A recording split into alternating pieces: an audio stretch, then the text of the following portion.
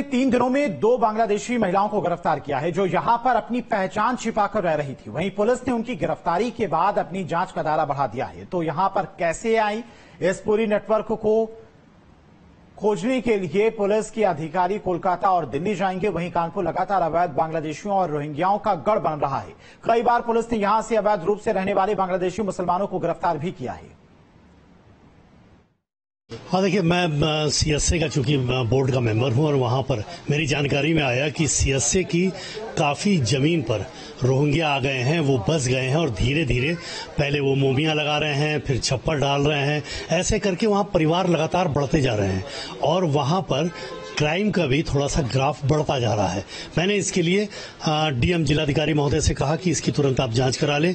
जो रोहिंग्या हैं, अगर वो रोहिंग्या है तो उन पर कार्रवाई होनी चाहिए और अतिक्रमण वहां का इसलिए भी खाली होना चाहिए कि वहां पर ऐसी शिकायतें भी लोग कर रहे हैं, उसकी जांच कर ले। मैंने कहा कि वहां पर कुछ स्मैक वगैरह, कुछ नशे की चीजों को भी बेचने का काम किया जा रहा है। तो जिलाधिकारी ने भी उस पर रोहिंग्यों को वहां पर जांच करके और ऐसे किसी भी रोहिंग्यों के द्वारा जहां अतिक्रमण किया जा रहा है उसको हटा करके उनको चिन्हित करके जो कानून सम्मत हो वो कार्य किया जाए।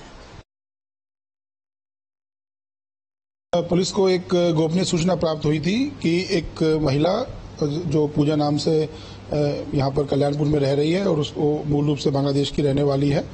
तो उस संबंध में पुलिस के द्वारा जब चेक किया गया तो वो महिला यहाँ पर मिली और वो कोमिला डिस्ट्रिक्ट बांग्लादेश का उसका रहना पाया गया। उसके पास कोई वैध पासपोर्ट या वीजा या हिंदुस्तान में रहने के लिए कोई दस्तावेज नहीं थे। जो पूछताछ में एक और महिला के बारे में जानकारी मिली जो भी मूल रूप से लखनऊ में रहती है, और लेकिन उसको कानपुर से ही पुलिस के द्वारा गिरफ्तार किया गया। वो महिला भी लगभग 20 साल पहले उसने बताया कि मैं बांग्लादेश से आई थी और उसके पास से कुछ हमें इंडियन डॉक्यूमेंट्स भी मिले हैं, उनको हम चेक कर रहे हैं। इन सभी चारों महिलाओं को पुलिस के द्वारा गिरफ्तार करके न्यायिक हिरासत में भेजा है। कानपुर पुलिस ने 3 दिनों में 2 बांग्लादेशी महिलाओं को गिरफ्तार किया है जो अवैध तरीके से यहां पर रह रही थी।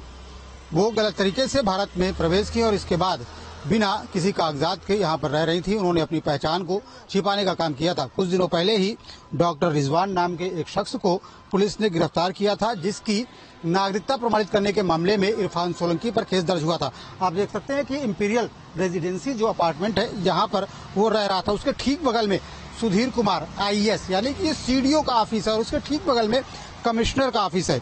यानी कि ऐसे इलाके में जहां पर पुलिस की आवाजाही लगातार बनी रहती है, इसके अलावा जहां पर लगातार प्रशासनिक अधिकारी आते जाते रहते हैं, LIU का तंत्र यहां पर मजबूत रहता है, ऐसी जगह पर वो रह रहा था। तो कुल मिलाकर कहा जा सकता है जो अवैध रूप से रहने वाले बांग्लादेशी हैं जो भारत में आते हैं, उनके लिए कानपुर एक मुफीद ठिकाना साबित होता रहा है। ऐसे में जब 2 महिलाओं का नया मामला सामने आया है तो अब पुलिस इस मामले में विस्तृत जांच करने की बात कह रही है और पूरी कड़ी को पकड़ने की बात कह रही है। कहा जा रहा है कि पुलिस के अधिकारी कोलकाता जाएंगे, दिल्ली जाएंगे और इस पूरे रैकेट का भंडाफोड़ करेंगे। वीडियो सिंह के साथ श्याम तिवारी, न्यूज स्टेट कानपुर।